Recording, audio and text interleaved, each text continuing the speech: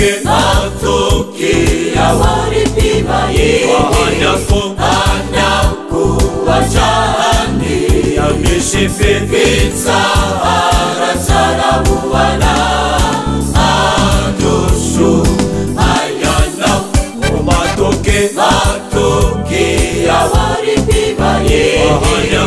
anyaku wachani ameshefetsa arasara buwana adosho ayana ni tupunu ni andi anume anonisu adosho ayana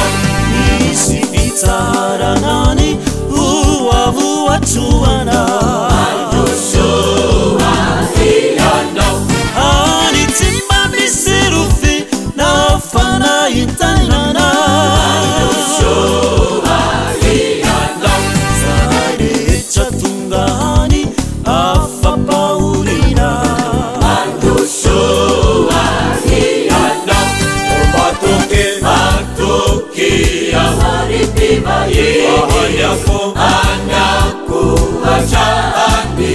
ameshefetsa arasara buwana adosho ayana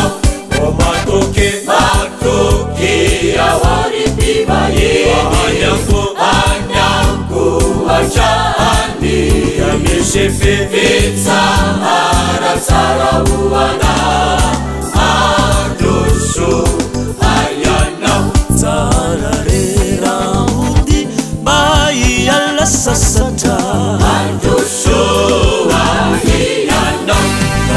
uraisini tesusi ani piadanana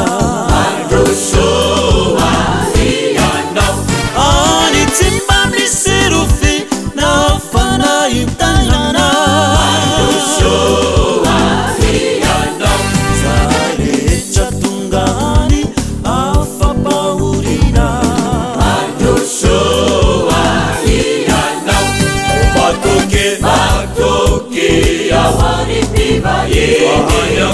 anyaku wachani ameshefetsa arasara buwana